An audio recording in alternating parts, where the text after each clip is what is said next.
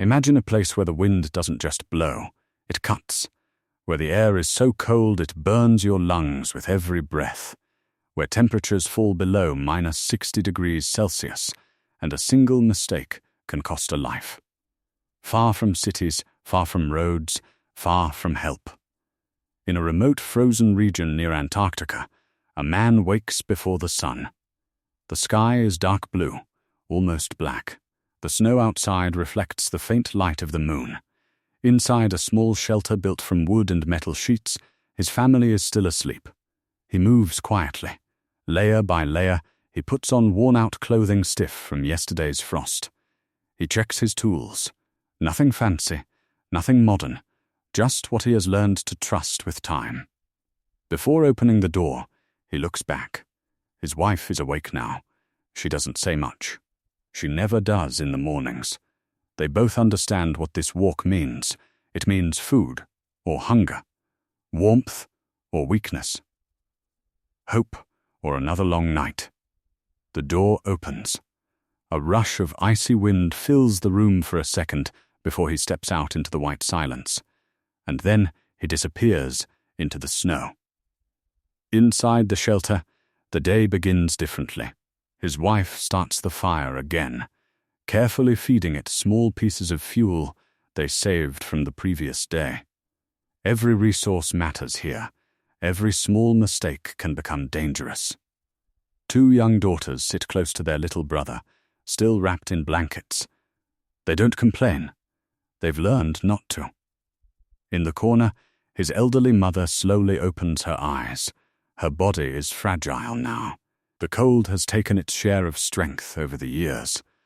But her mind is sharp. She whispers softly, almost like a daily ritual. Staying alive is victory. Hours pass outside. The snow stretches endlessly in every direction. The man moves carefully, scanning for tracks. Some days he finds fish beneath frozen water. Some days he traps birds, sometimes rabbits. On rare, lucky days, something larger that can feed the family for more than just one night. But nature does not promise fairness. The wind begins to rise. His fingers grow stiff despite the gloves. He adjusts his steps, conserving energy. Every movement must count. Back at the shelter, the fire crackles softly. His wife melts snow for water. She checks on the chickens kept inside a small insulated enclosure, rare, fragile life in this climate. They provide eggs when they can, not always, but sometimes. Outside the shelter, their dog circles the area. Alert, protective. It is not a pet, it is security. It is an early warning system. Out here, predators are real. By afternoon, the children begin to glance toward the door more often. They don't ask when he'll be back, they just wait. As evening approaches, the sky darkens quickly.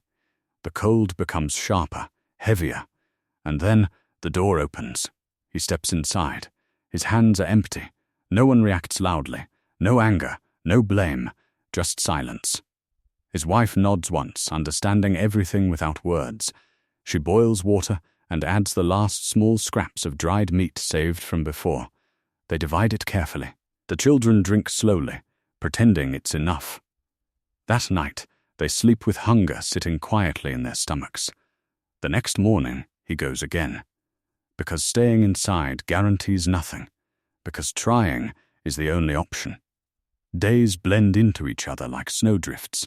Sometimes he returns with fish. Sometimes birds hang from his pack. Sometimes there is enough to cook properly. Real heat, real food, real relief. On those nights, the shelter feels different. The children laugh louder. The grandmother smiles longer. Even the wind outside seems less cruel. But survival here is never stable. One evening, the sky changes too quickly. A storm rolls in without mercy. The wind howls across the ice, lifting snow into blinding sheets of white. Visibility disappears. Inside the shelter, tension grows. He should have been back by now. The dog begins pacing. The children sit close to their mother. The old woman closes her eyes, and whispers prayers under her breath. Minutes stretch into hours. The storm intensifies. Every sound outside feels like a warning. Then, a faint noise, a shape in the distance. The door bursts open with a violent rush of wind. He stumbles inside, covered in snow. Exhausted, shaking, but alive. And in his hands, fish and a bird. Relief floods the room without anyone saying it. The fire burns brighter that night. They eat slowly, carefully, gratefully. In another part of the world, people complain about late deliveries and slow internet.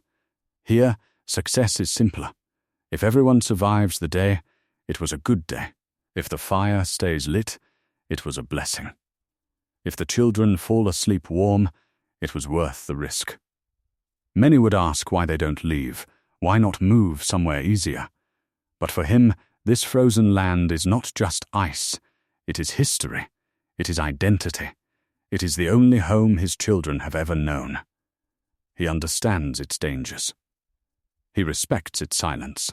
And every morning, before the sun rises over the endless white horizon, he makes the same decision again. He puts on his worn layers. He checks his tools. He looks back at his family. And he walks into the cold. Not because he is fearless, but because survival is love in its most raw form.